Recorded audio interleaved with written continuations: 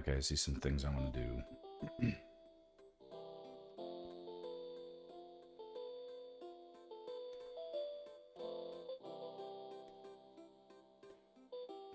There's something I don't love about this.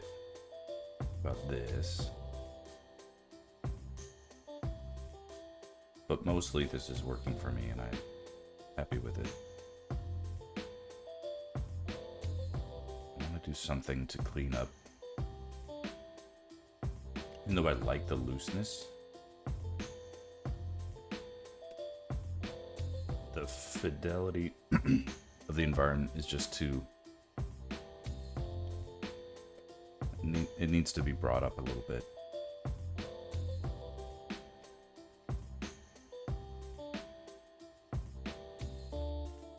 And then some backgrounds here and here would be nice. That would be a lot. Also, I want to put some tones on this one, and this one, because I've been posting updates to these on social media, and they're getting a little bit of traction.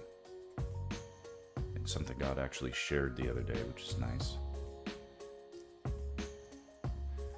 Because I can't do it alone.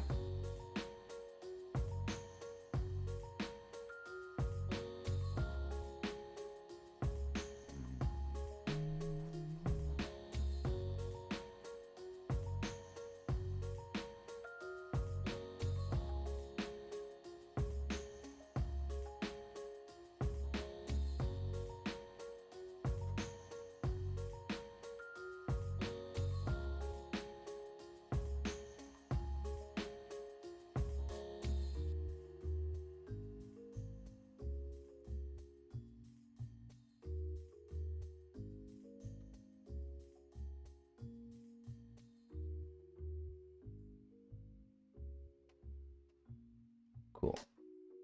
We can use this thumbnail as kind of reference for some of these things.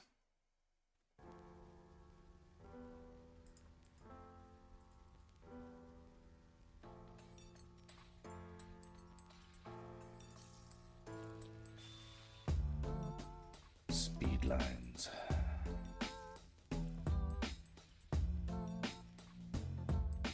Cumbersome, but it's best to keep this stuff organized. The background layer should be at the bottom of the organizational folder. This stuff is pretty much foreground.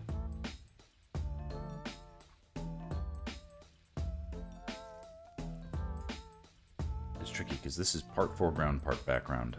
The tree here is in front of the horse's hind legs, but behind the horse's front legs. So how do things stack? It's a little tricky. Octorok.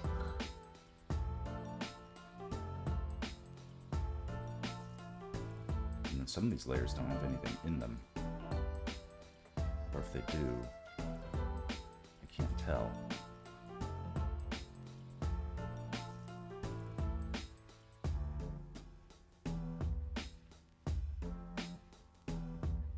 Fill layers?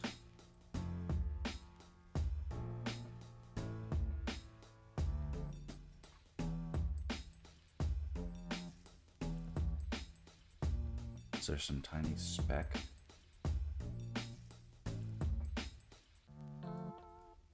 I don't see it. Bye-bye. Same with this one. Where is it? Good morning, Meowdy.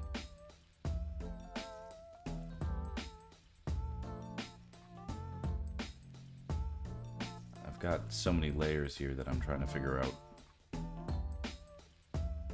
if these unnamed, seemingly empty layers are important. And I think at some point we just gotta...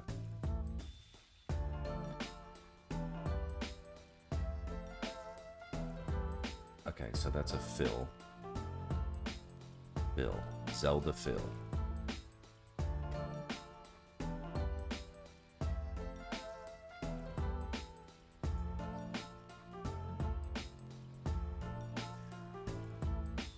What time is it where you are?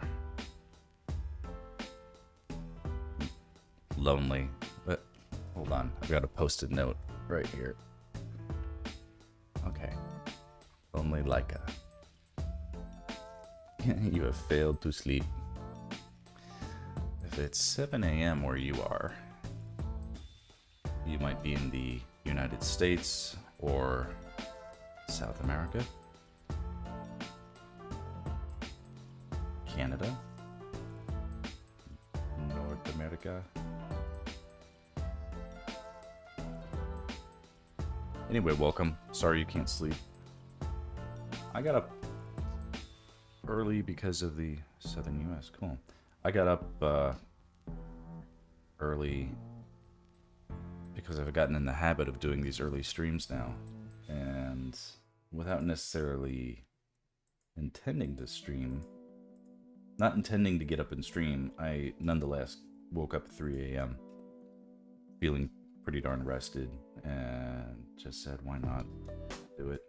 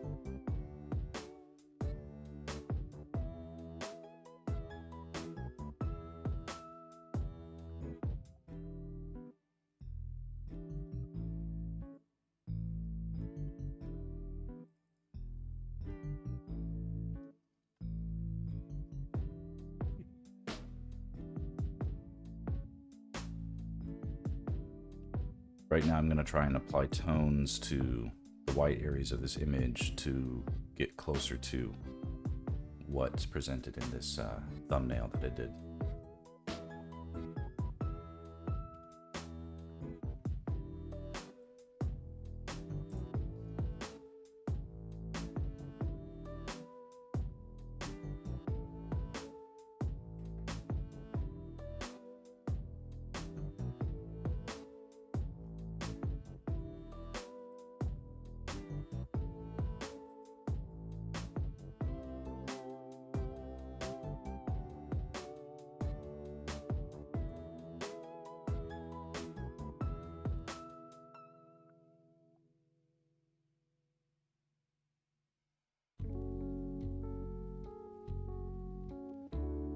Which means I'm gonna have to fill in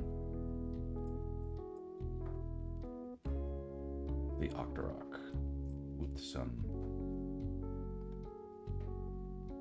fill. And that might be a little boring, but we gotta do it, so let's do it.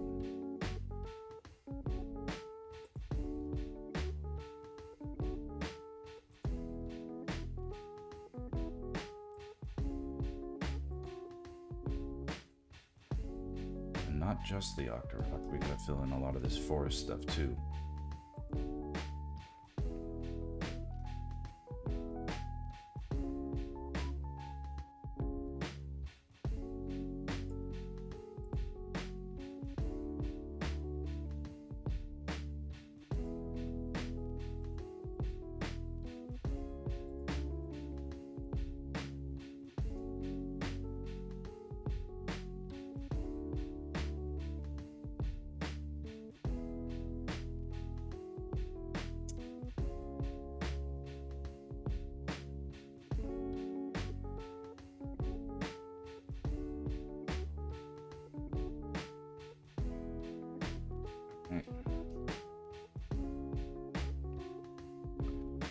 Prepare to not be amazed by some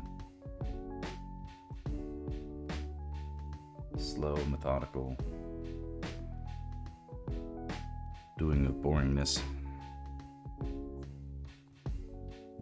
Start here. What ends up happening is while this is not interesting to watch necessarily, I mean, maybe it's interesting.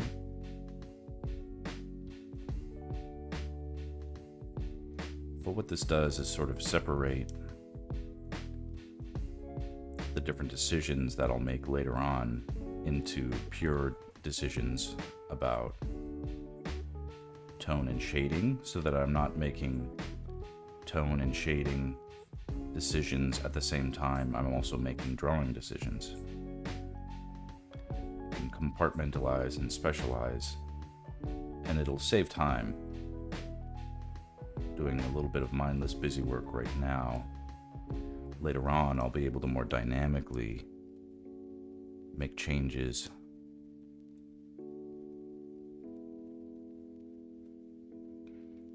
to discrete chunks of the piece. It might sound abstract now, but it will become, if you're there for it on a future stream, because it won't happen well, you'll see some of it actually happen today. Visual art so fascinating to me as someone who's woefully inept. Be impressed. Okay. Well, it's early morning. I'm on my second cup of coffee. I got up at 3 a.m. But although it was sort of difficult to get into the habit, I really appreciate the and I'm not, like, as an artist, it's against our very souls to it's how you record something. You have to do less tweaking after you record something. It's like prep work. It's like in a kitchen, right? I'm not sure if you've ever worked in a kitchen or done just your own cooking at home, but like you chop everything first, right? So that you're not chopping and cooking at the same time.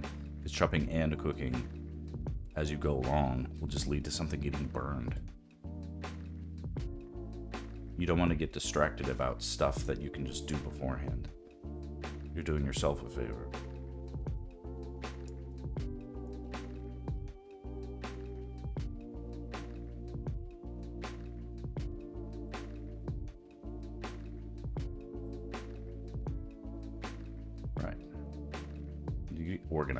Organized with your approaches. Let's see here. This will be fallen tree bill.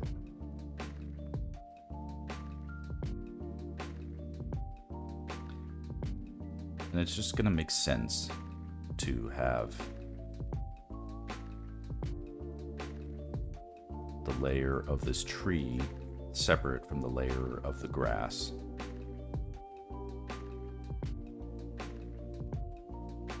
So that if I want to dynamically, like if I want the tree to be darker than the grass, very easily to make that happen. If I want it to be brighter than the grass, I don't know why, but maybe I would. Very easy. I can apply shading to the tree that doesn't apply to the grass. And right here, this is like a big root ball. So I'm kind of sort of loosely filling it in, because there's theoretically little bits of gaps in texture where we can see some of that bleed through.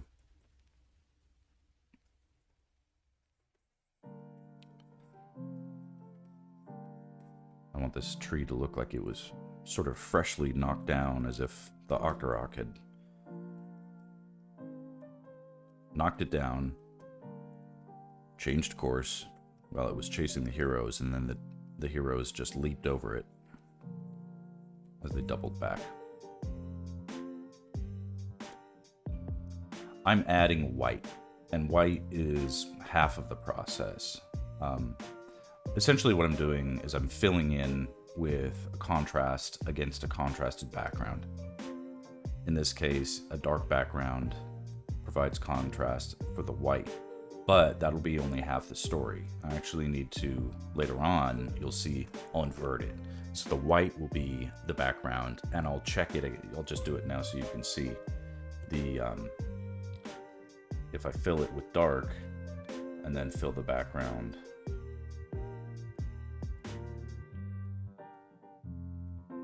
fill the background with white, what you'll see is that while it looks good, I actually missed a couple spots.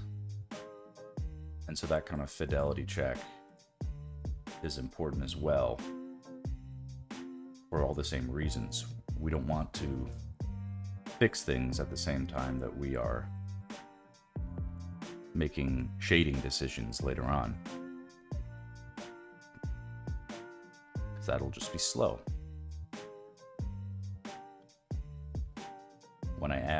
The darker I make this, in fact, the easier it'll be to spot those small mistakes. Now, I didn't make too many, but here, for instance, there are, and this is a little bit zen-like. I was at the dentist the other day, and it's sort of, I imagined as the person was scraping the plaque. It's so gross, but as the person was scraping the tartar off my pearly whites, there was definitely a sense of like, I wonder if this is satisfying for them to like hunt and find little bits of crap they can scrape off and make the teeth healthy and stuff. That's a little bit of an analogy. So, but you see, we interrupted it halfway through so I could demonstrate. But just the same way, like, well, why don't I just do the dark on the white and just leave it that way? Well, I would miss the areas where theoretically, because there's line work involved, I'm going to miss some of those areas that are just the same. So you kind of have to do both versions.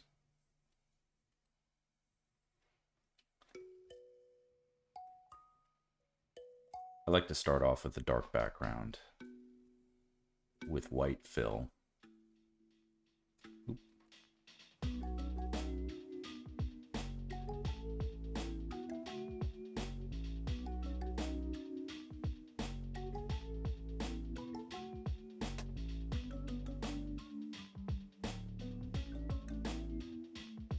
Start off with the dark background with white fill because the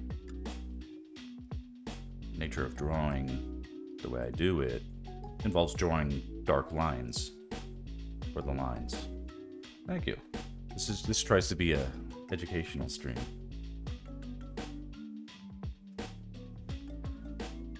You can have a mini art education.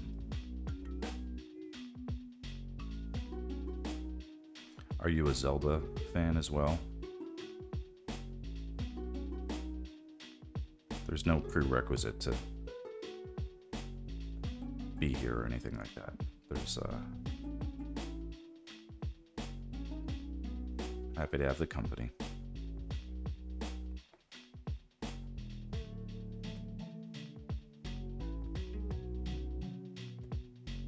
Okay, very good. Twilight Princess was the last one that I played. I haven't played Breath of the Wild or Tears of the Kingdom. But I've been playing Zelda since I was 6 years old, 7 years old.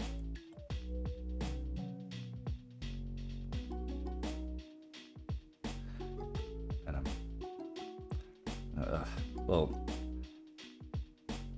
yeah. Sort of aging myself, of course, but being an artist keeps you young, I suppose. Do you play music? Is that a thing for you? Since you kind of mentioned it.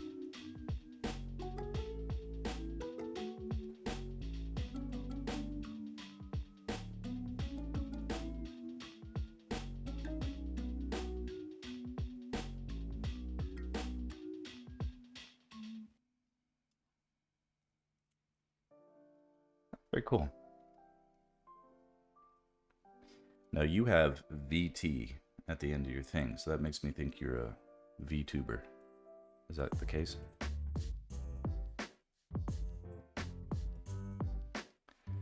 If you followed me, I probably follow you back, so I apologize if I haven't checked out your streams.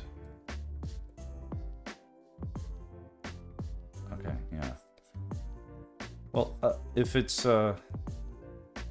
any encouragement, I've definitely found that the sticking with the streaming has helped me a lot with, I don't know, feeling productive on a day where I normally wouldn't, and also sort of feeling like I'm honing my teaching skills. I'm not saying I'm trying to do that all at once or directly get much better at that, but as a side effect, it's been good. So if you keep it up, I'll try to catch one of your streams, especially if you're able to, if you're in the US and more akin to those kind of timetables. It's possible for me.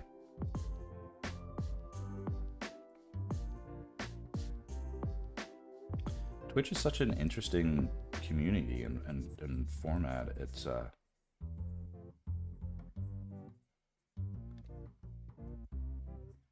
it feels a lot more social.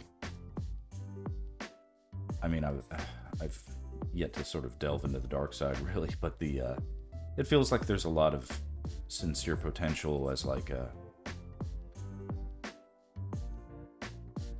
I'm fairly new to it myself, but I appreciate the community, and it doesn't feel too artificial like a lot of social networks can. Anyway, I'm enjoying it so far, so.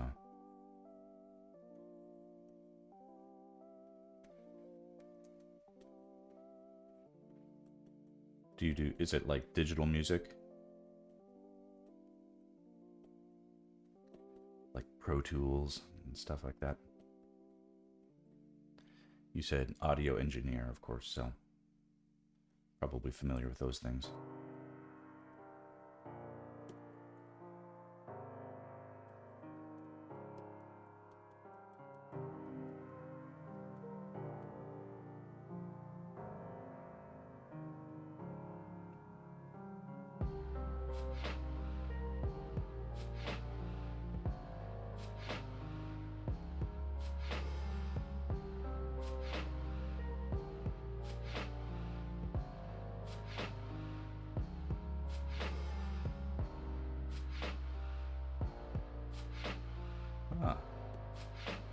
Ableton.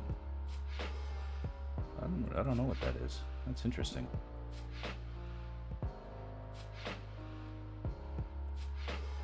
Do they have open source stuff for, like, much like there are open source alternatives for Adobe Photoshop? I'm curious if they have that stuff for sound engineering and music. I imagine there must be something.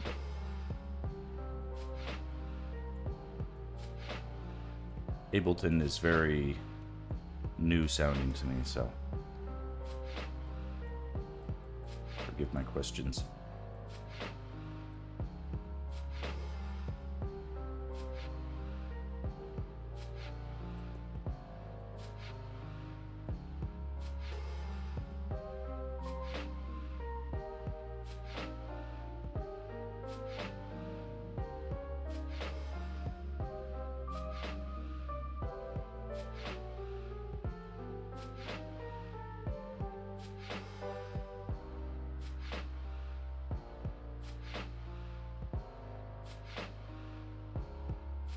Gotta use lots of different things, huh?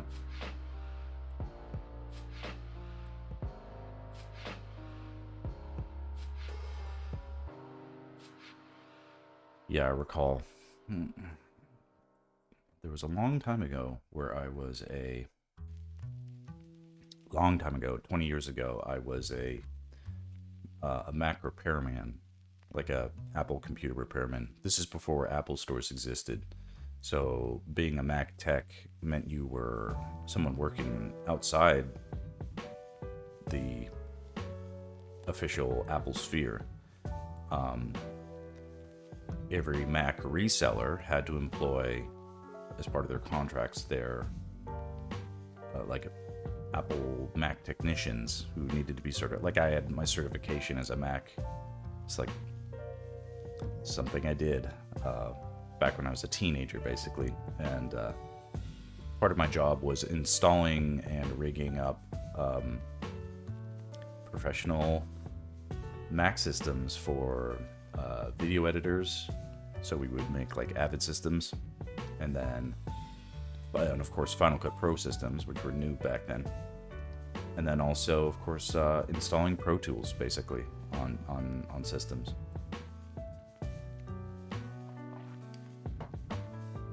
And I was not like the guy that knew a lot of that stuff. I was like more the guy that helped the guy who actually had like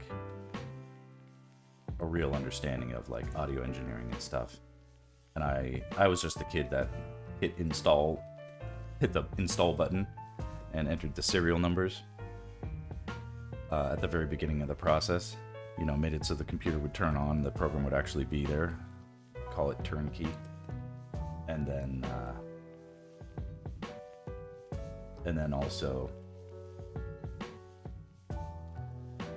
you know, installing extra hard drives, extra RAM, basically customizing it for someone who knew their program already but didn't want to get in there with a screwdriver and put in all the extra stuff.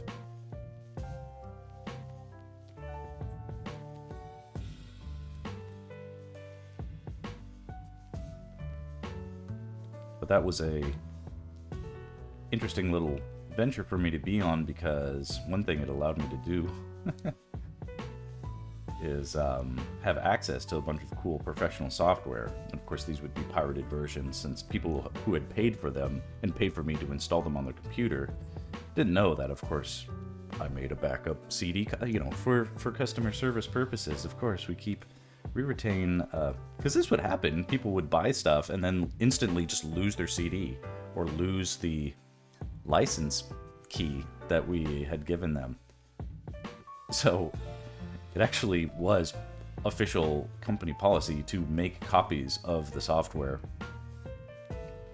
Officially unofficial, of course, because it's illegal to do this, but like, you can imagine customers were actually happy to learn that, yes, we retained a copy of your software and license key so that we can help you if your computer goes kaput or you get robbed, for instance, and you need to have that software back. With all that access, I was able to try out different programs, including the drawing software. So, whereas I was not a professional artist, while I was doing that, I had access to professional illustration software, and then eventually decided that, hey, I could give this a try.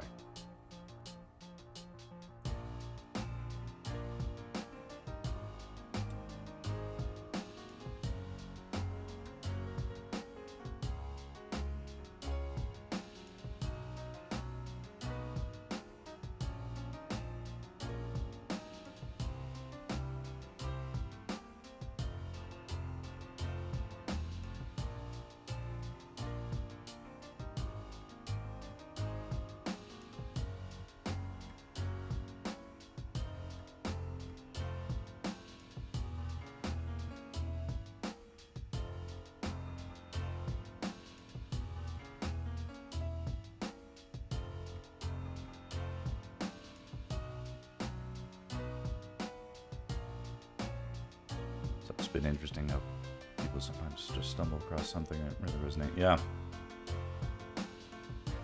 Yeah, you never know what will turn into something.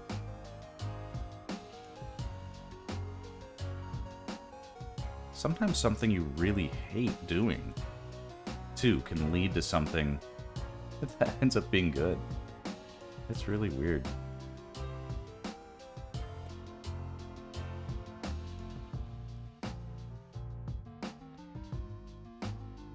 I'm a professional.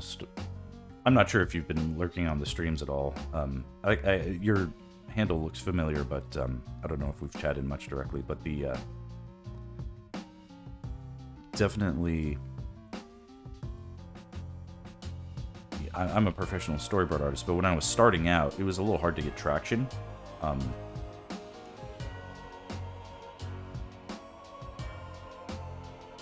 Doing freelance work, a lot of jobs just didn't have me on for long enough to really see what I could do. And so it was tricky. It was still better money than repairing computers. So of course I stuck with it, but there was one job that I was on, and I went in there, and the people were so rude, and it just basically, they needed me to storyboard their pitch for a commercial. And I did a brilliant job. I just treated it like I do everything else. It's like, I want to make this look good. I want to practice my skills, improve my skills. I was very professional about it, while they were not. They were basically like, here, just do this. Whatever, we don't even want this job. And the director or whatever went back to like playing Call of Duty. I remember being so appalled that like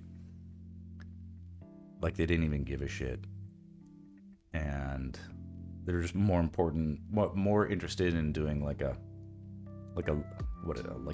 LAN game or something. They were like, the director and like 3 other designers were like blasting each other in Call of Duty on their computers. I was like, shouldn't you guys be working? I didn't say anything, of course, but I was sort of like, okay, this is a little bit. I mean, playing video games is great, I guess, but like, these people were dicks. That stuff was toxic.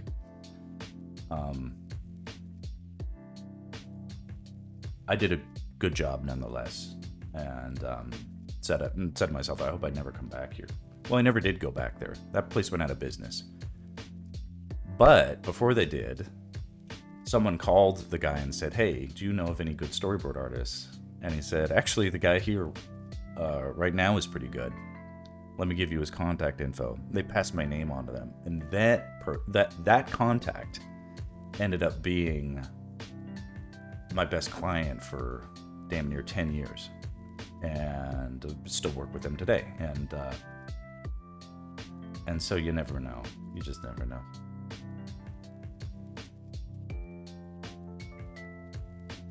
Midgrass fill.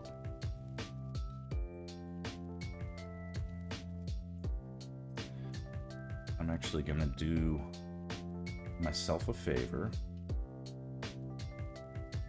and there's this grass here that I'm just going to separate out and make its own layer, so it's specifically behind the tree. I want it to be behind the characters.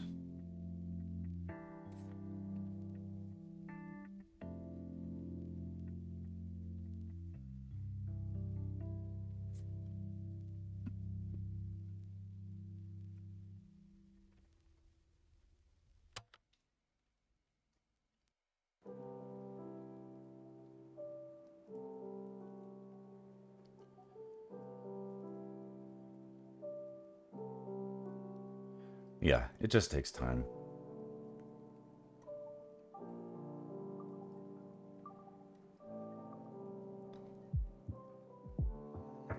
There's like an opportunity in everything, you know?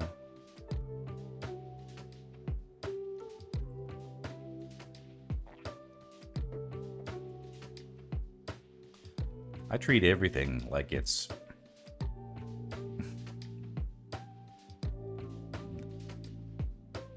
it's like a job, or all jobs should be worth doing.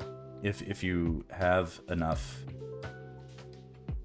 skill, like you can turn anything that you're working on into a portfolio piece or something for your reel. What's that like meme trend? Or it's not a meme, it's like music tracks that didn't have to go so hard, but they did, or whatever. And you know, and of course there's dozens of examples. The GoldenEye 64 theme is or the pause button screen is of course the example that starts the trend and leaps to mind. But yeah, there's so many cool you never know what will lead to what. You just got to do good at everything.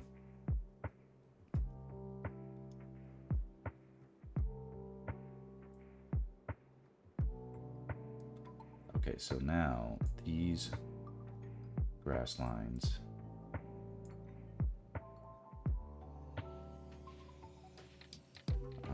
and the crushed forest, that has to be behind Zelda.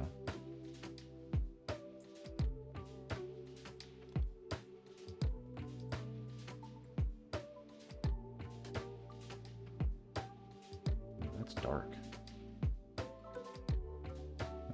I might have miscalculated, but that's okay.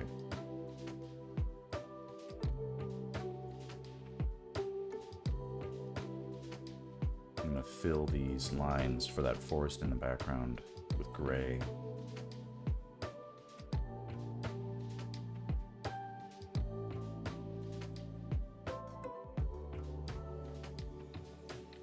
Okay.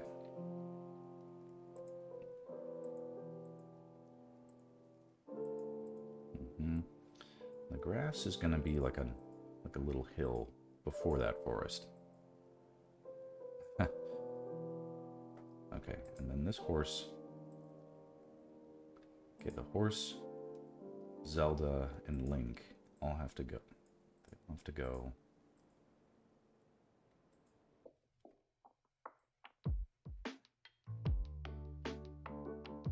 Yeah, I have to make a final decision.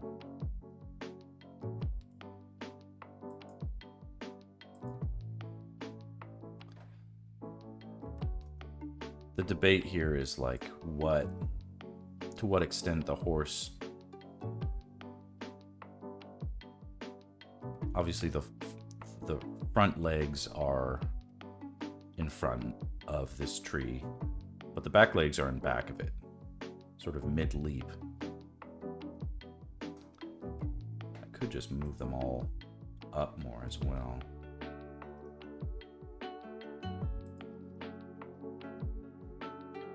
Sort of the advantage of doing things on layers. Make it very clear that it's completely leaping. I don't mind that, actually. It could be good.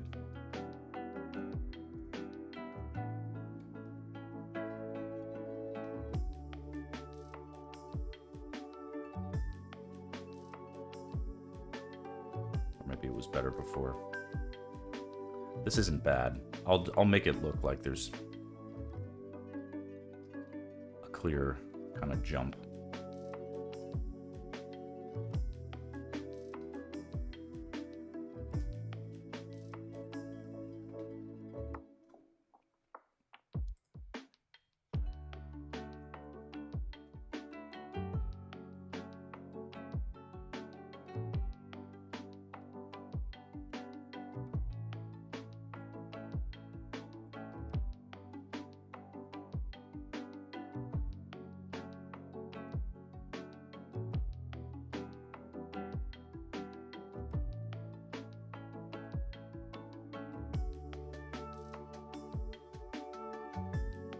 Would the audio engineering stuff that you do, like, do you do that on stream, the audio stuff?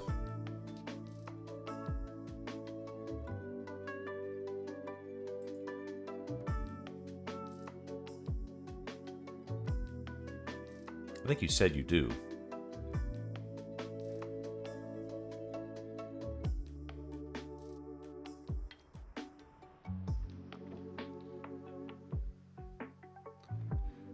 I'm just curious, like, is that something that,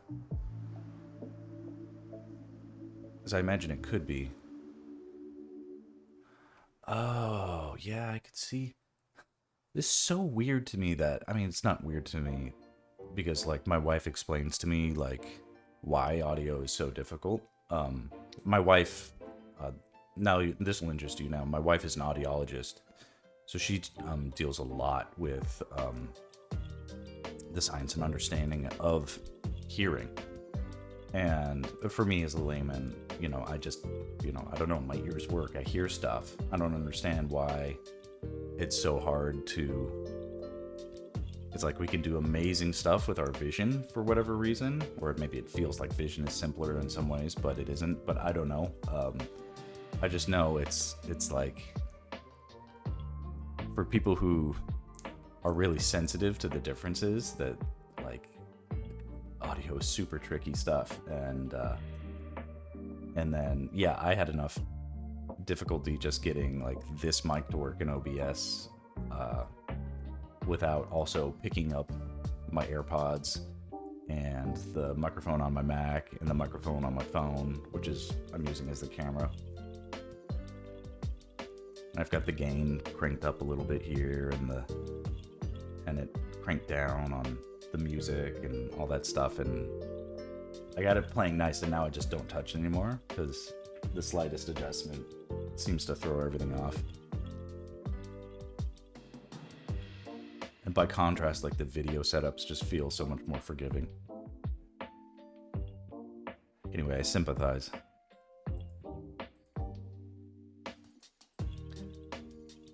My wife says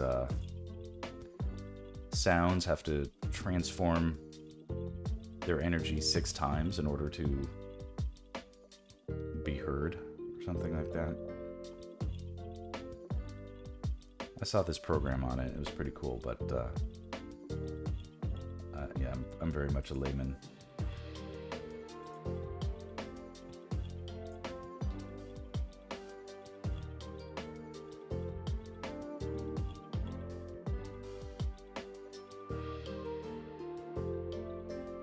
As I get older, though, I appreciate sound design so much more than I used to. I notice its absence on commercials that I work on.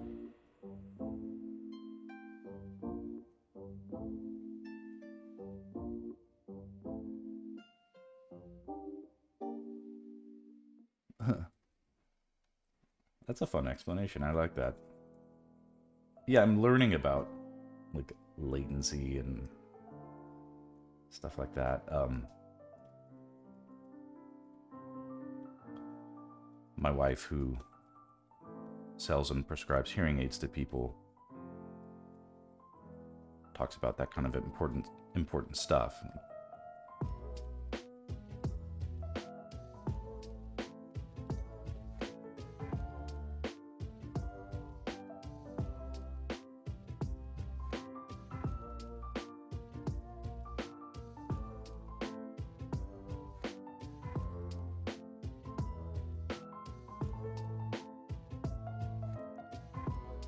Like you'd have to, in order to engineer. Here's something that we used to have happen is audio engineers would come back with their new Macs. But when they introduced the new Mac Pro back in the day, which the original like cheese grater Mac,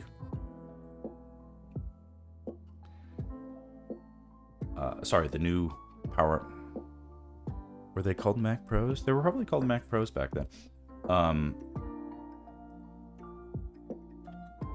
Once they started doing like the G5 chips and stuff back in the day, they those machines didn't regulate their heat very well, and they had lots of fans, and the fans would make so much noise that the audio equipment on the sound engineers meter, or it's like this, there would be this audible, like very audible noise coming from the machine itself, which was interfering with like recording softwares. At least that's what they would tell us, and I couldn't tell. Well, I didn't know what the hell to tell them, It's like, sorry, dude, this is what the computers are doing. They're making noise right now. I'm not sure what to do. Eventually, Apple acknowledged that that was not good and tried to come up with different heat sinks to handle the heat better. But a lot of growing pains. It was about that time I started looking for an exit.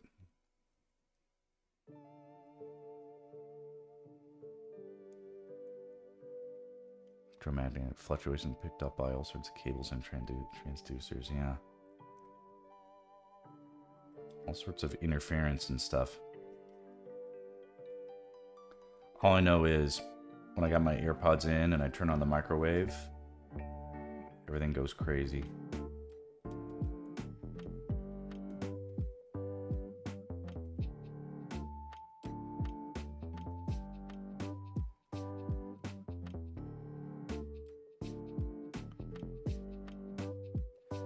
So having these layers separated with a lot of contrast also allows me to check the read of the silhouette of these forms.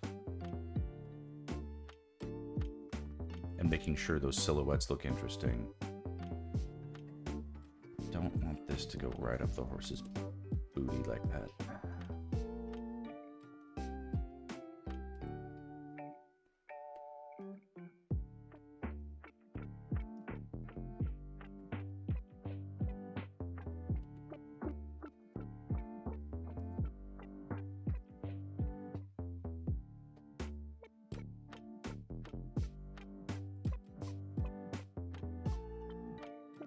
Cool, now it's clear that this forest is well behind this grass, because we have that sense of overlap.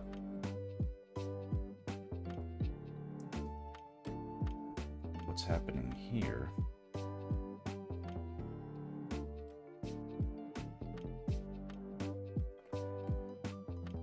This forest stuff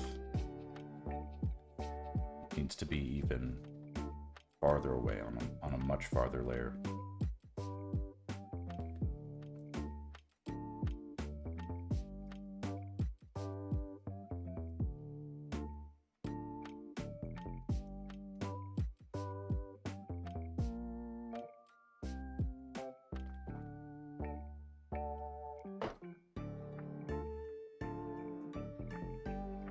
I just did this really great Batman trailer for like the Batman VR game, the Oculus, and the spot was great. It's amazing visuals,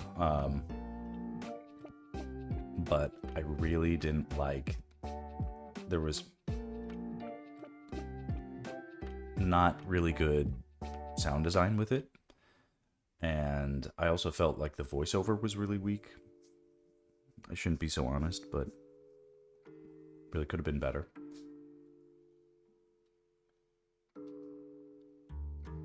And it bothers me when the potential of the visuals is not matched by the potential. It's like having something that looks amazing but sounds weird. It didn't match the tone. The visuals went hard, but the audio did not go hard enough. And that was a shame. Shame to see it. Did not detract overall from the success of the spot, nor the work that, myself or the director did. All of that was excellent. We can only control so much.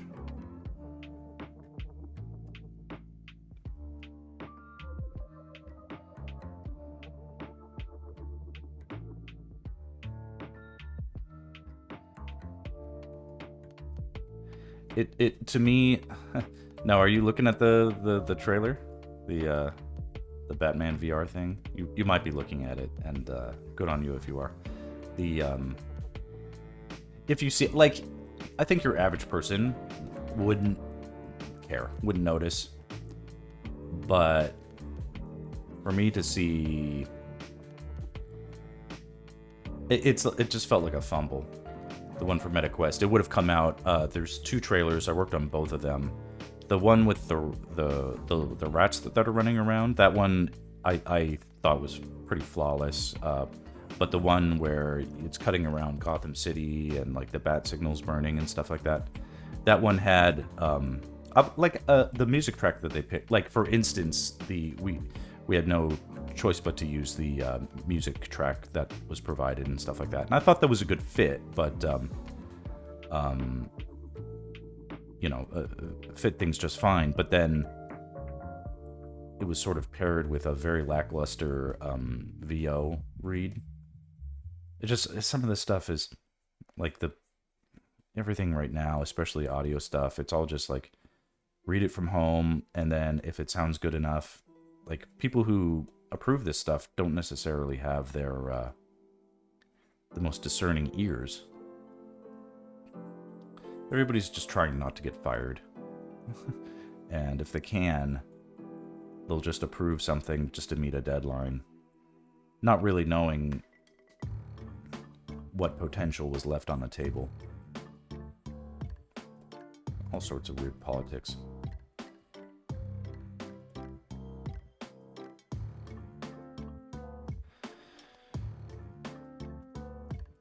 But yeah,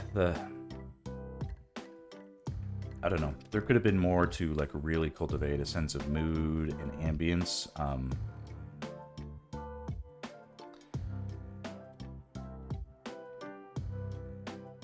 But there may have been also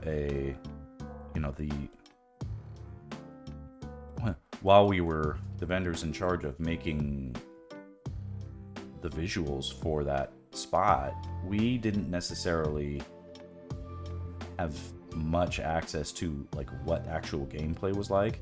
And there is this sort of tension between like overselling what an experience is in a commercial versus what it ends up being on the actual game. Now, the game could be 10 times better than the commercial presented. I'm sure it is, but without any, again, these games are secret. They only give us as much info as they can legally get away with. They give us as minimal input as far as like what the actual thing is as they can get away with. And that's understandable. Like they want to control leaks. They want to, some stuff just isn't ready to show. But it would be nice to have full knowledge of all the potential so that we could use those points of information to inform what could be even better. But the spot turned out great. Everybody was happy.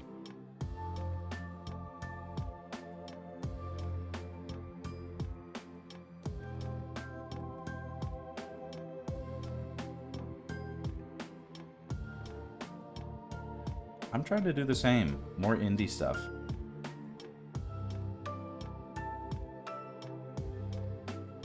It's clear to me now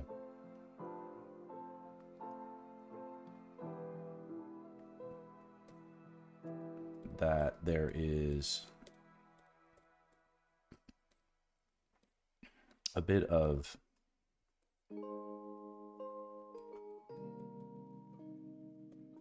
I don't know, the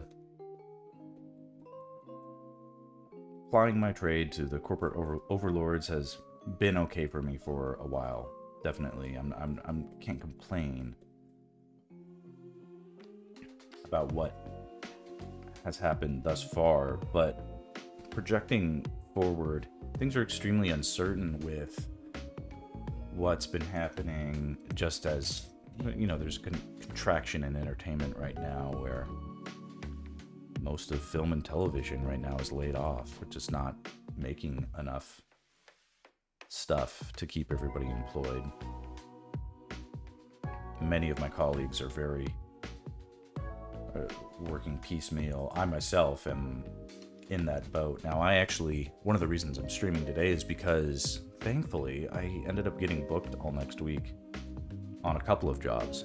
So I'll be actually too busy to stream starting Monday. I'll be on 2 jobs that will make me tired, and I won't have likely enough energy to do much of this. I might do some, but doing it regularly every morning will likely not be a possibility simply in terms of my available energy.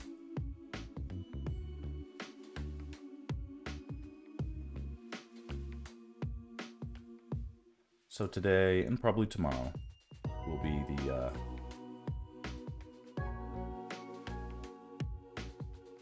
will be the ones we'll remember as the recent ones, and then the jobs will end in about a week and a half, and I'll get back to it. But I want to get as far as I can, and in this case, you know, I've maybe an hour before my wife and kids wake up, and I gotta do that stuff, so.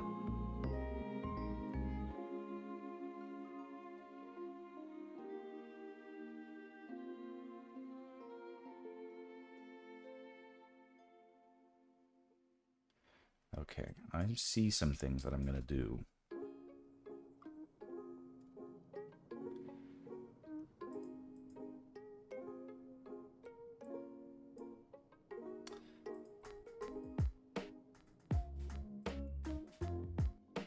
This Octorok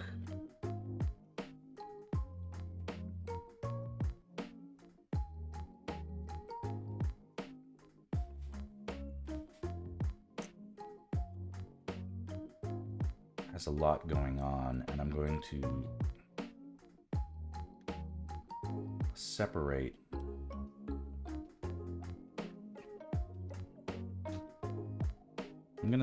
out some of these appendages onto separate layers.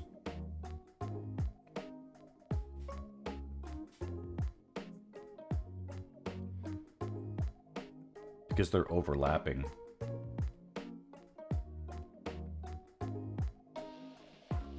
And the shading on this tentacle is going to be different from the shading on the globular mound behind it. So, do a little bit of cutout.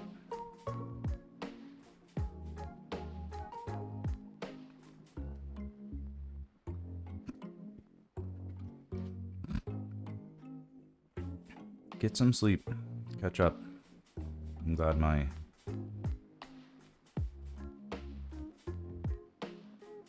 Oh, you poor thing. Rest your tired throat.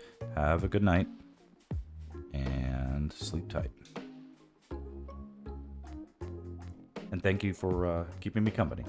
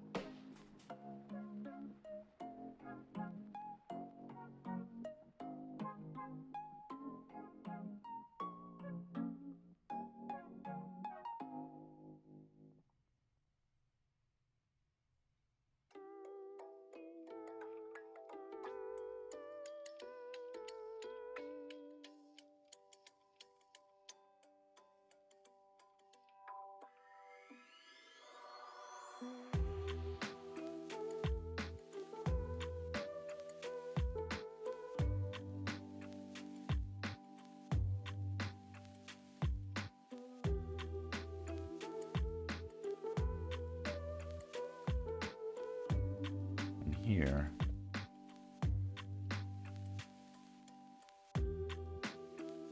It's interesting. You have to make decisions about what is going to be most helpful in the future.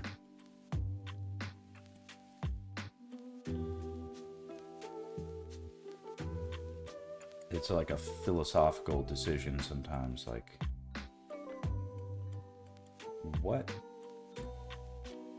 where does your nose end and your cheek begin?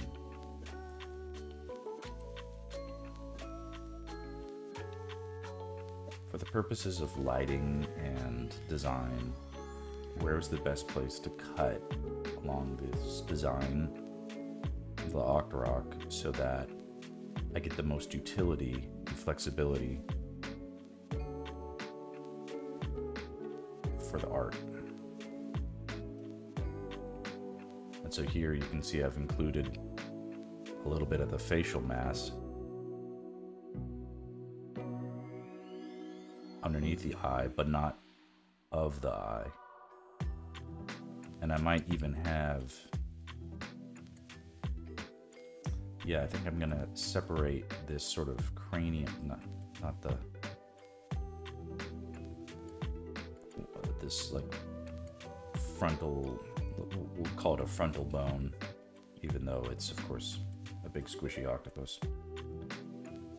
So that the head feels like a mass that can be shaded independently from the body, like this, whatever, the pouch, the sack.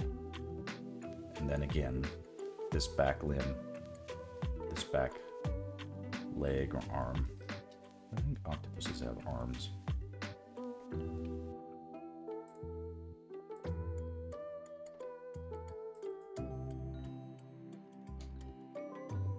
Front arm.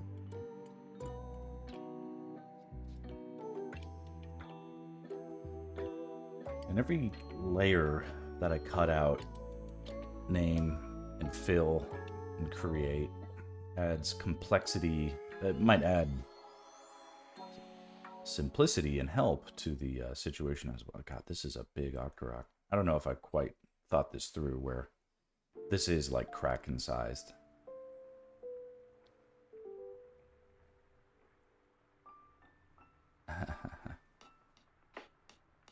But I felt like going big.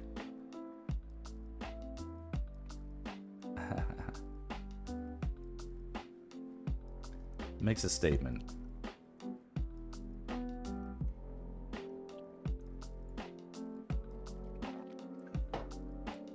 It might seem silly, but I like it. I think I could sell it in the you know, whatever.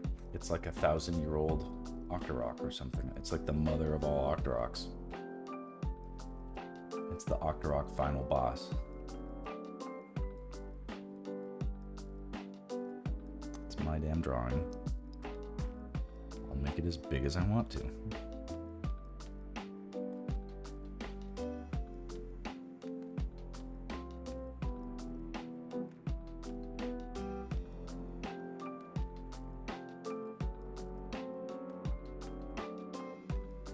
Let me turn off this tree stuff. Okay.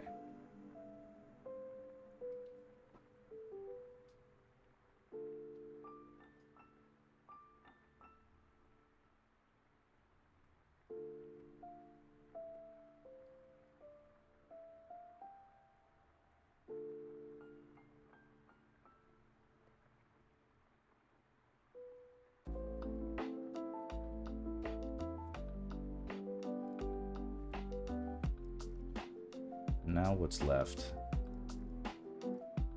Uh-oh. Yeah, right here. There's a little piece of this arm that got taken off.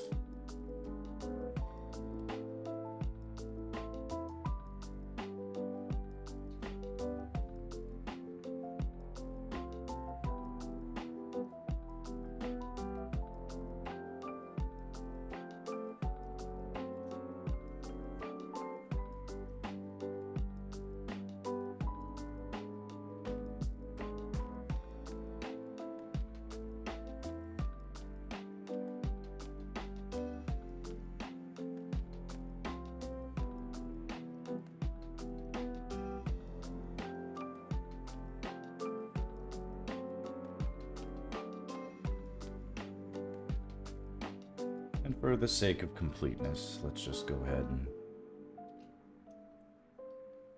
separate out this whole limb and be its own layer.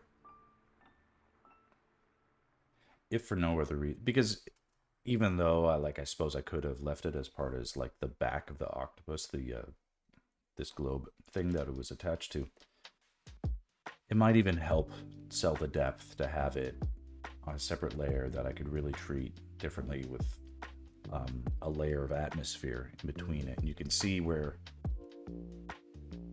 here where I don't have multiply turned on yet, and now I do, but you can see how having it off pushed it back in space because the contrast was reduced. Small little things like that applied systematically, of course, will create a convincing sense of perspective.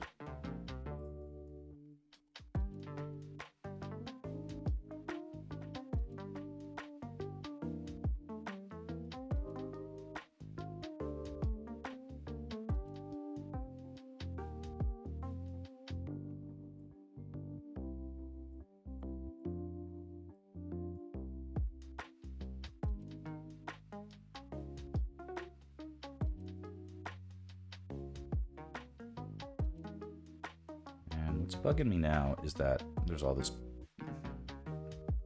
looks like this is negative space. Now, of course it's covered by this, so that's okay. But that won't help me if I have this on.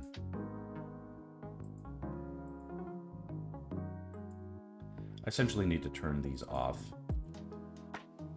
a little. Like I need to turn off Link and Zelda. I need to just basically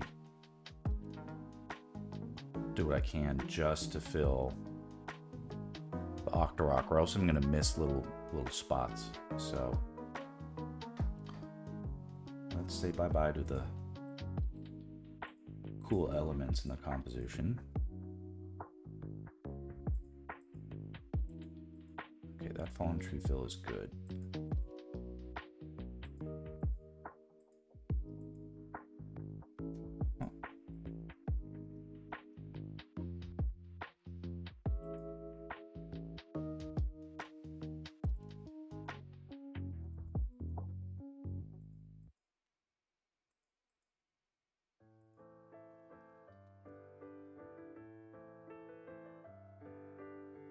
That's good.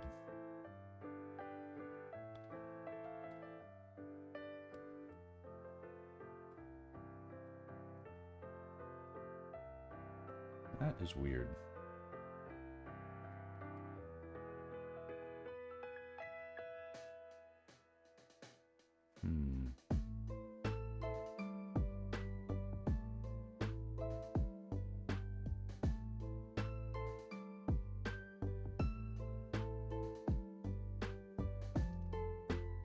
Yeah, this is on the wrong layer. This needs to be part of the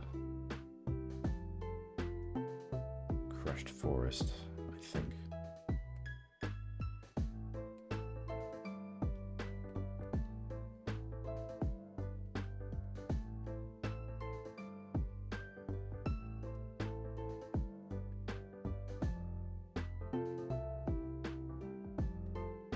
Yeah, I did all that on the wrong layer. That's funny. Grass fill.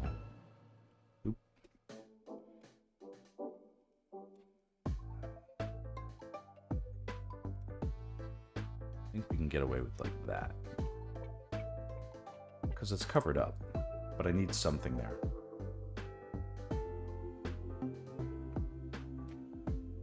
Looks like nothing's here. Yeah, it's an empty layer.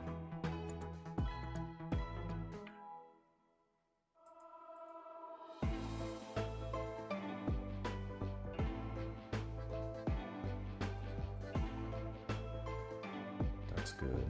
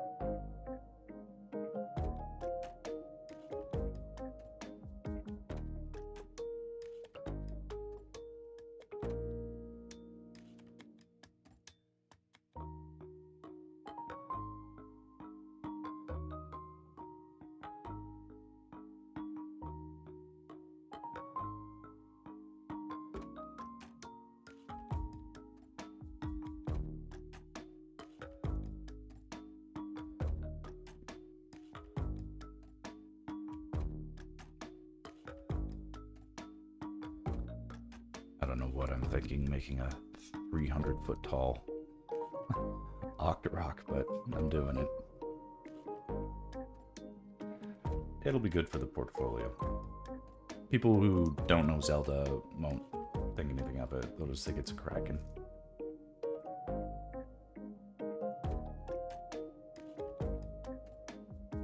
Cool piece of concept art.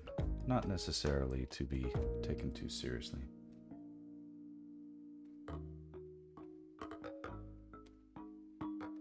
Okay. Yes, okay. Now I'm officially deciding that I'm going to separate out the lines of some of these trees in the background.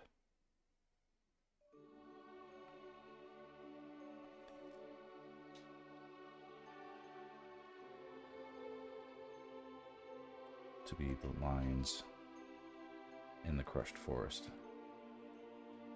Great. Okay.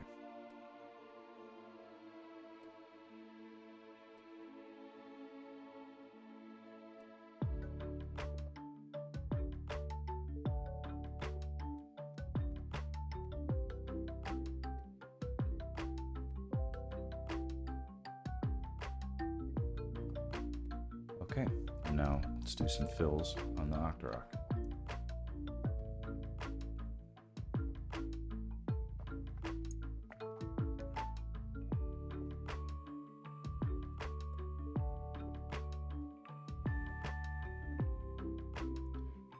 I'm going to very, very loosely just sort of indicate a little bit of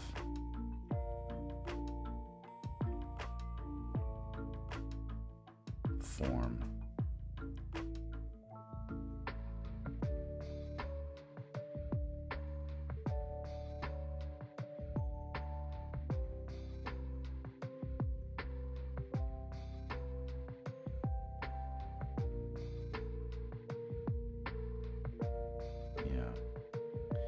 And I'm going to take this chunk and add it to the arm. Just keeping it organized.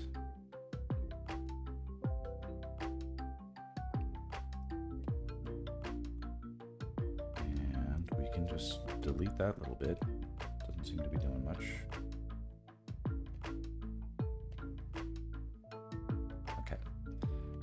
We'll fill this, we'll fill that, we'll fill that, we'll fill rock, sack, and the background.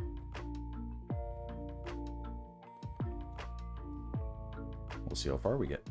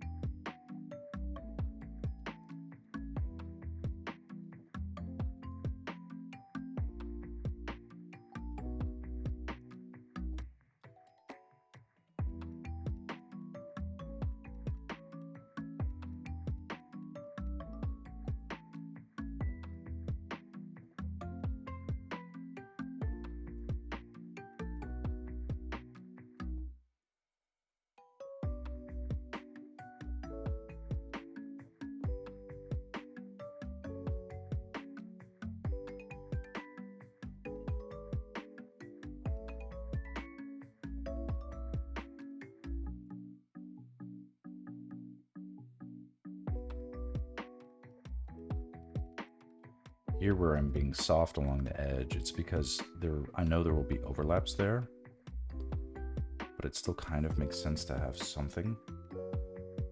So this is a bit of a fuzzy uncertainty of knowing that I'll help myself out if I draw a little bit more extra than I know I'll need, but also having something that doesn't feel like a hard edge, just in case I miscalculate and it looks too jarring in the transition from one form to the next.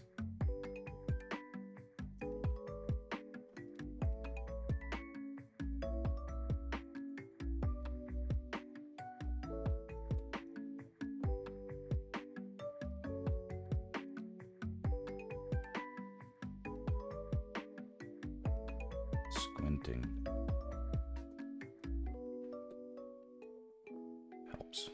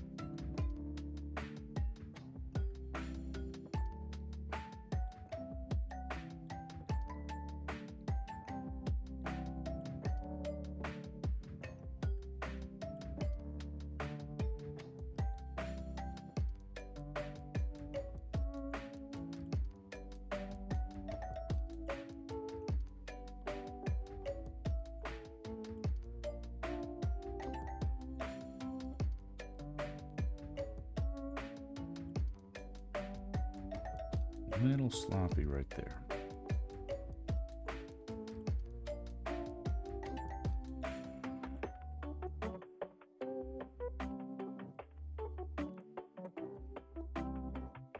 I don't need these edges to be perfect, but the whole point of the thing is to set this up so that I don't have to make corrections later. The corrections happen now, so that later on it's just pure compositional shading, tone, whatever. I don't have to make drawing decisions at the same time I'm making color decisions. Not that I necessarily am coloring these, but it would, if I did, it would be a lot easier to do so if I wasn't already fixing drawings, right?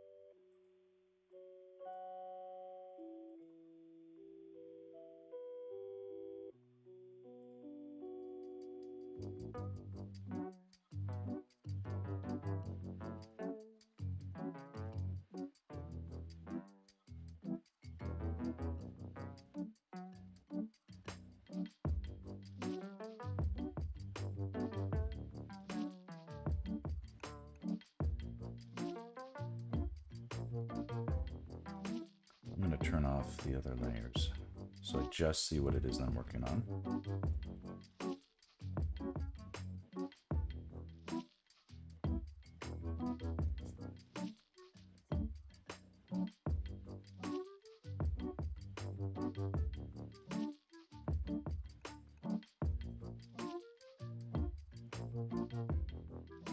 A little bit of blur, a little bit of bleed.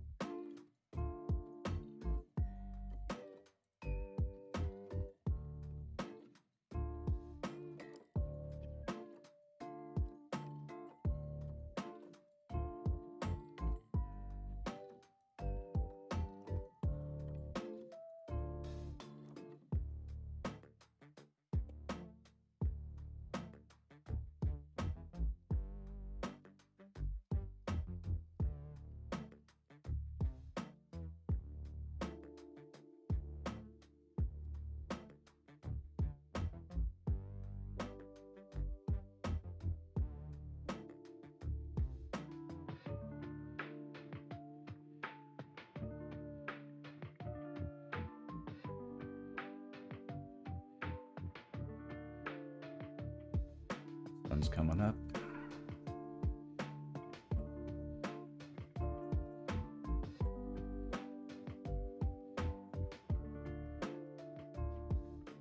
Oh, I hear people awake, so I'm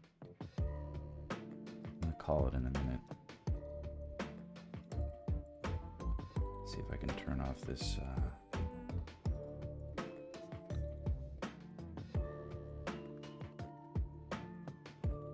finish up this head.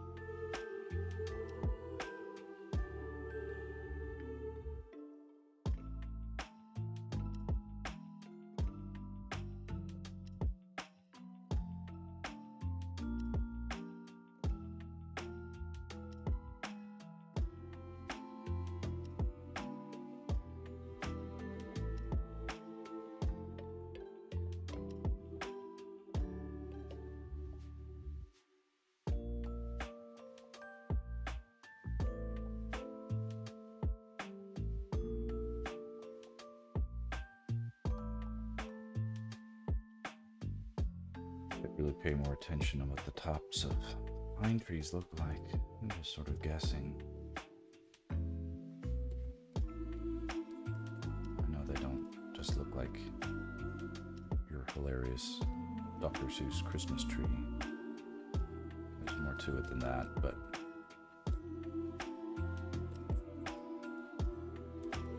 simplification will do just as well.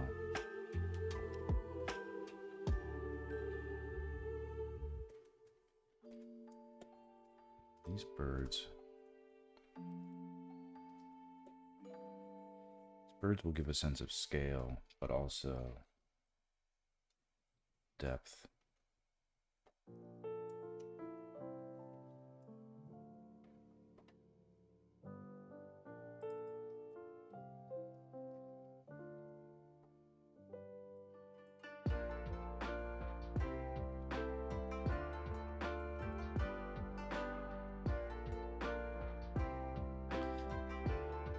Depth will play a big part, especially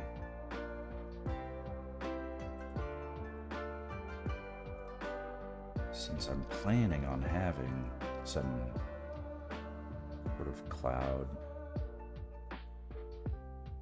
low-lying clouds behind.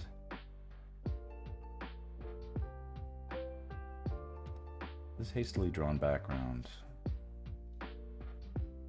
will certainly serve, but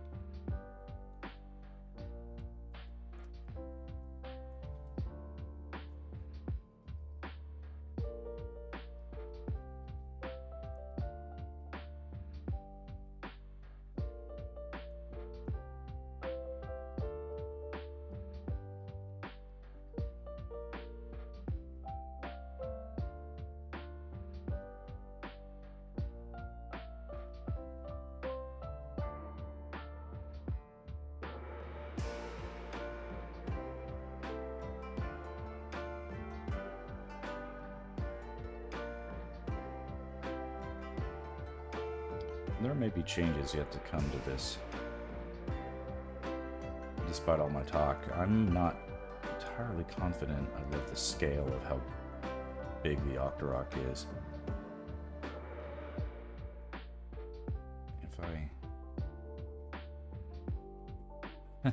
It's a little disconcerting. It seems to be getting bigger and bigger the more I work on it.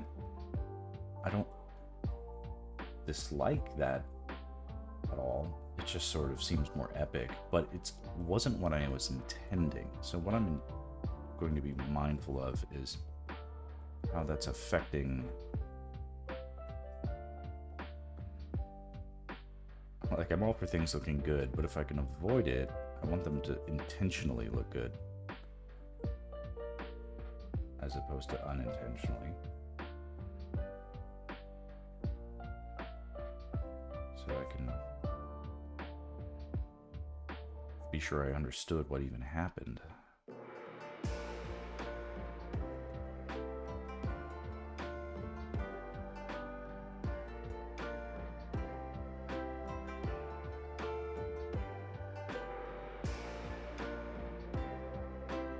So this should look like a forest ridgeline. I think it does. And then it will be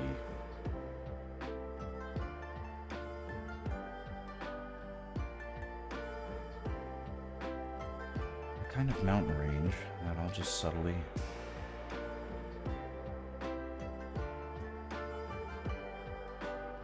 indicate its existence.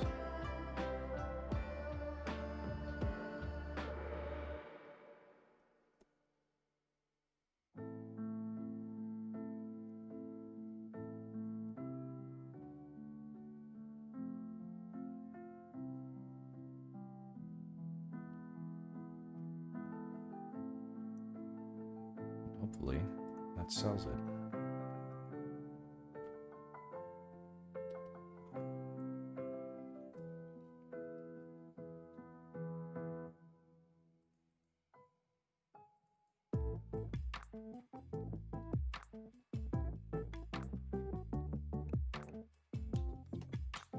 Last but not least,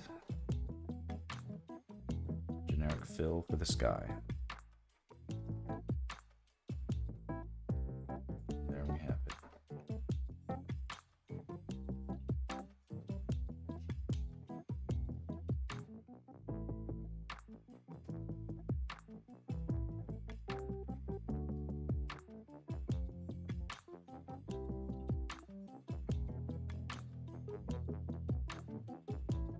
Let's turn off all of this. And then we're going to work backwards. We'll do this quickly.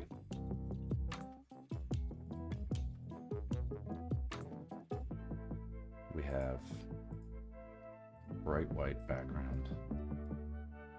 We'll add in these fills in reverse order with dark instead of light. And wherever we have missed a spot, it'll be lit up like a Christmas tree.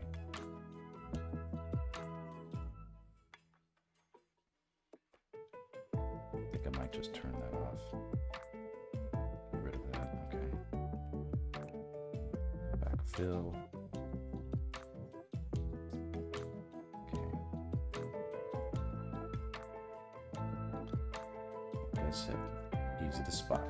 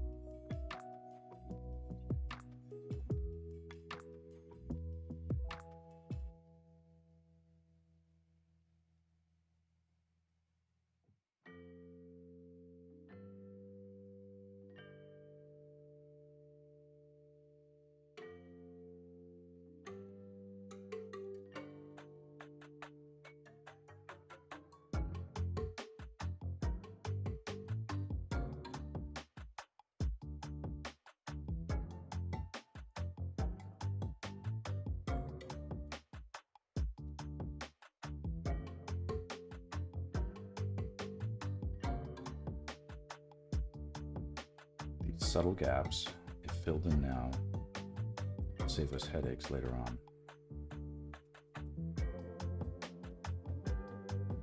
And the viewers might not notice them, but I will. They'll eat at me, keep me up at night. This stuff is nightmare fuel.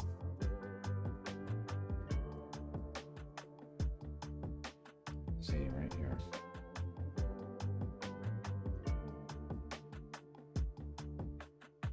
There.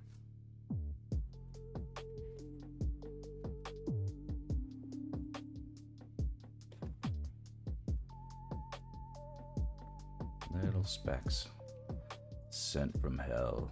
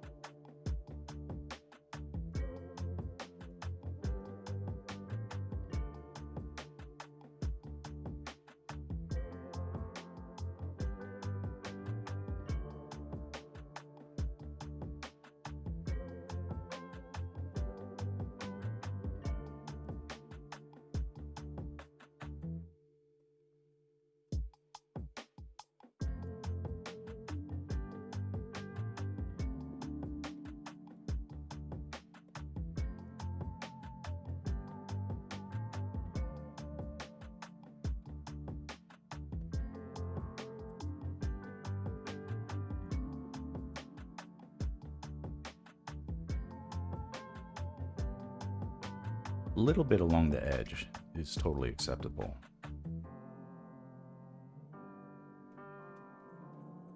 I don't want stuff to look too perfectly cut out along the edges, because that'll be distracting and artificial.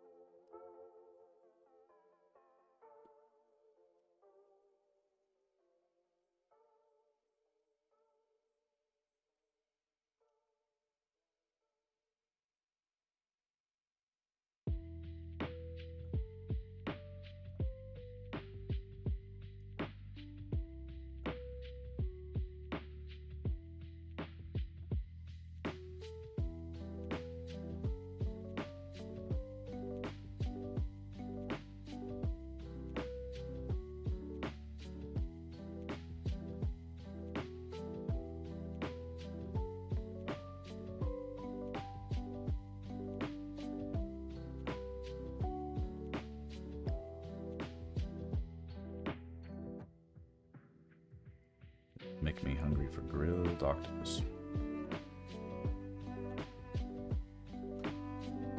Maybe I'm just hungry for breakfast.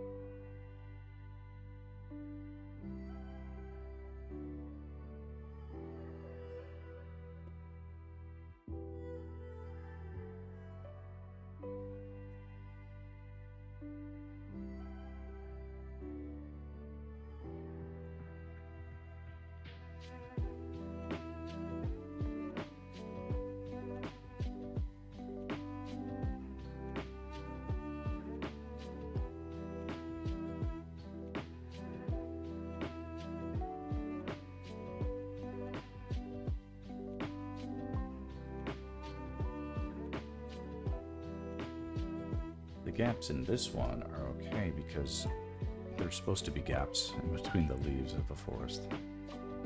That's okay.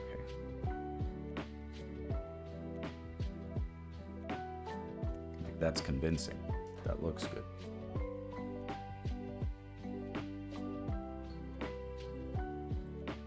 Probably a similar situation here.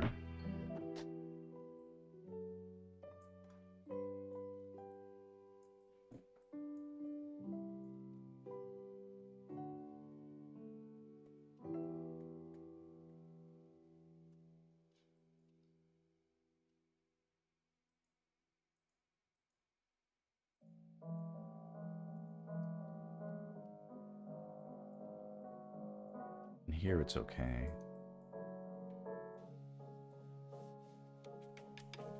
Although realistically, this should be a much bigger root ball. Is that something I can fix now?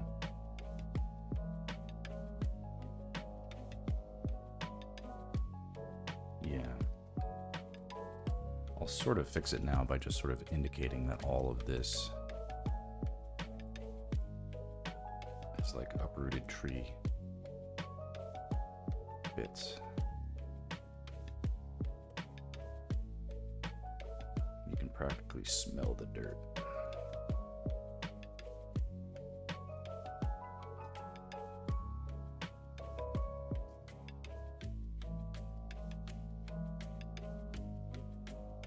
Do want some gaps.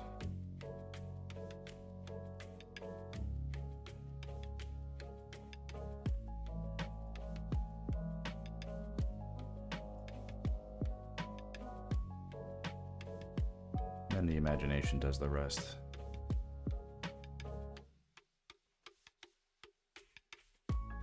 Something that feels like, yes, even more roots beyond camera.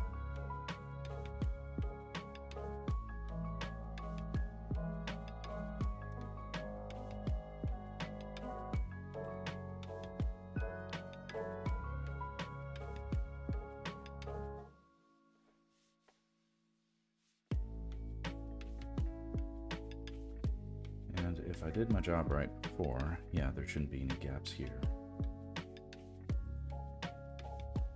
Okay. Pouring this over. I can now turn everything back on.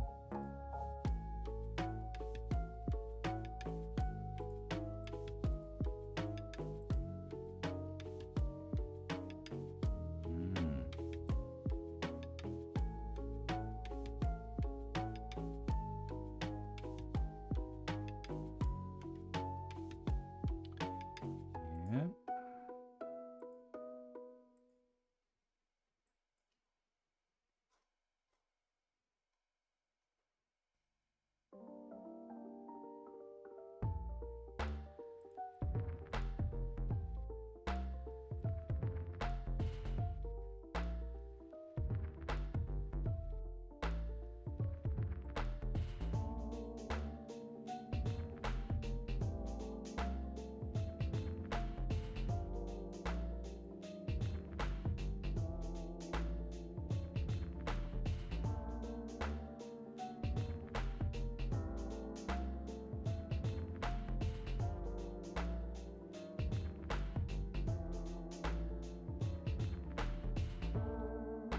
See, neglected to fill in those bits.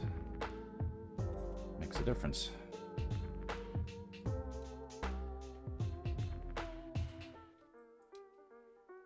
Okay.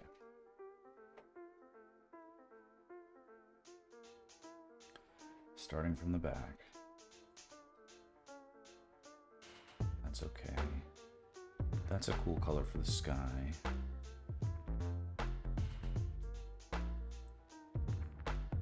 Fill for the back mountain has to be a little bit brighter. Oop. Not correct. Here we go.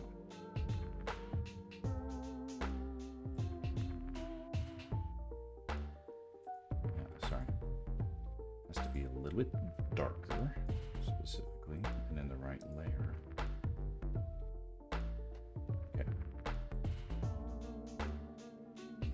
Still.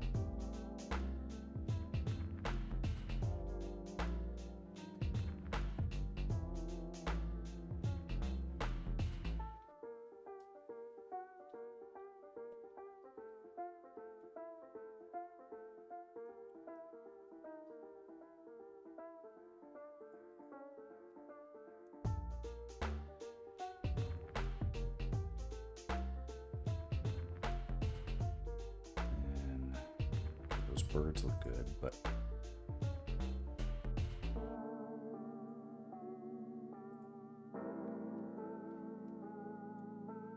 a little easier to see them now.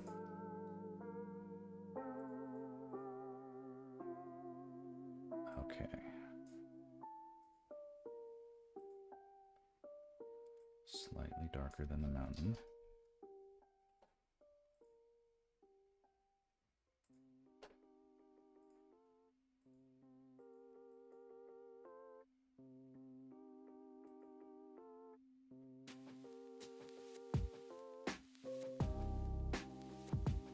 Slightly darker.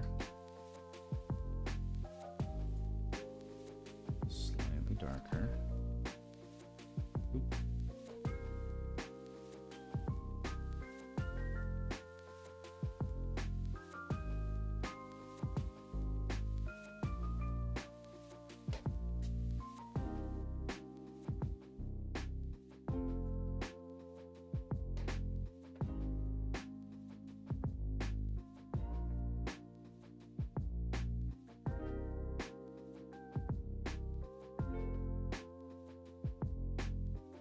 See how sensitive you can be to those slight changes. Even just a couple of degrees of tone difference will make something look off.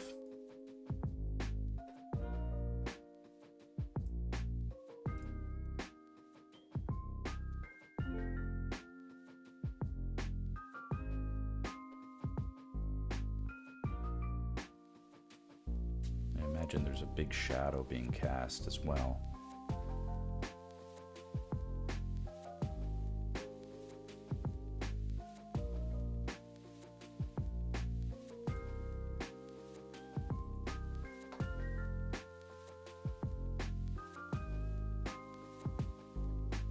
See how that works. Slightly darker.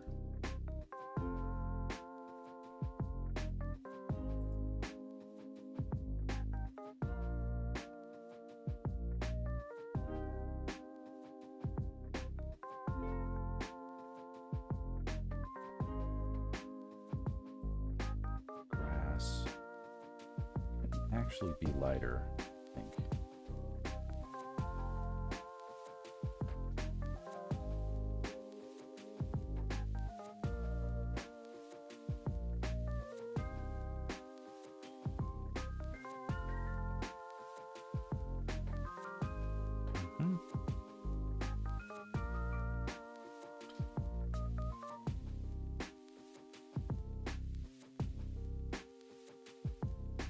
Just do a little bit of playing around with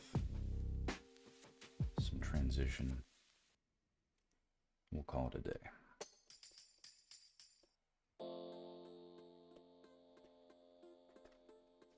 Almost just like a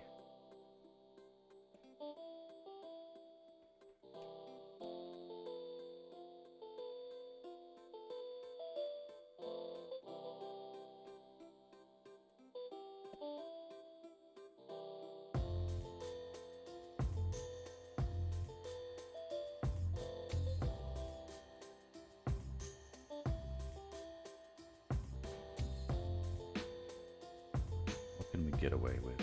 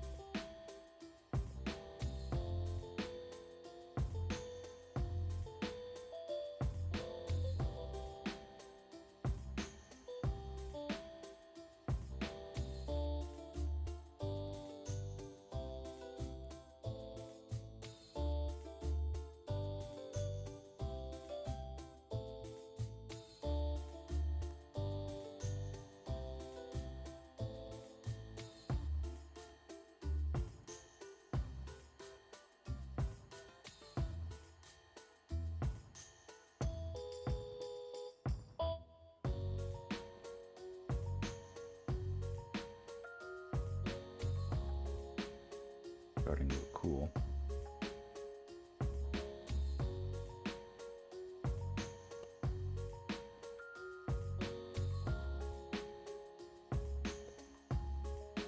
You can imagine lots of dust getting kicked up from everything that's happening.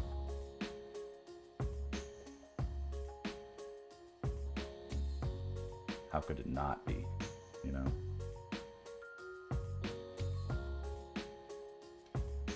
So with that,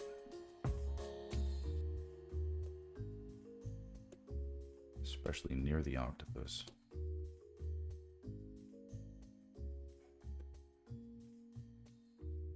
like getting hit there.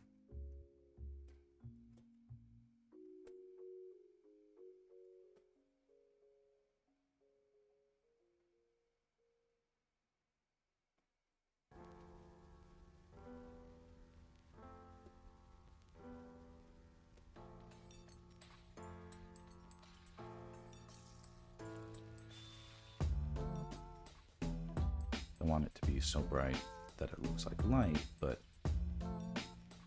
feel a little bit of separation so we can read the horse's silhouette and feel like dust was kicked up.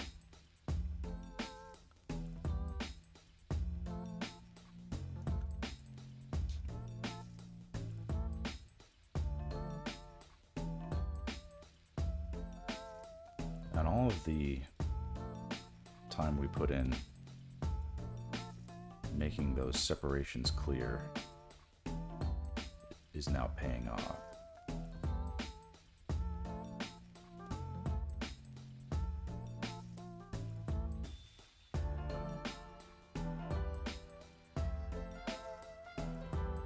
Getting a great sense of depth and silhouetting.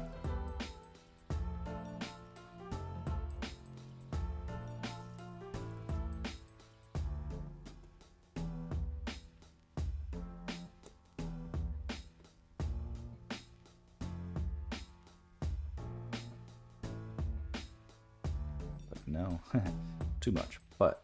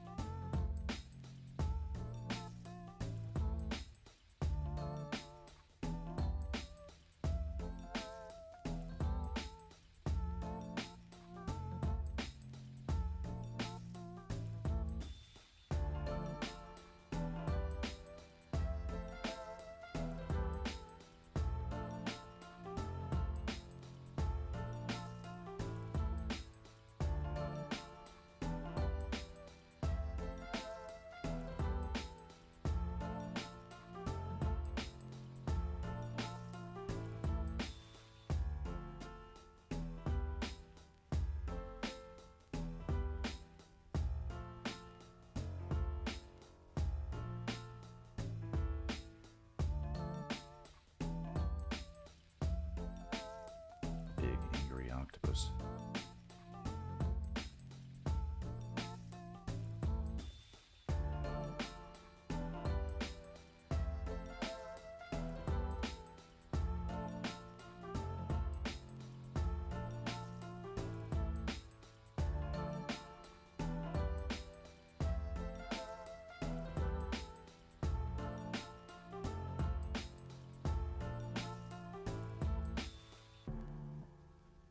All right, that feels like good progress.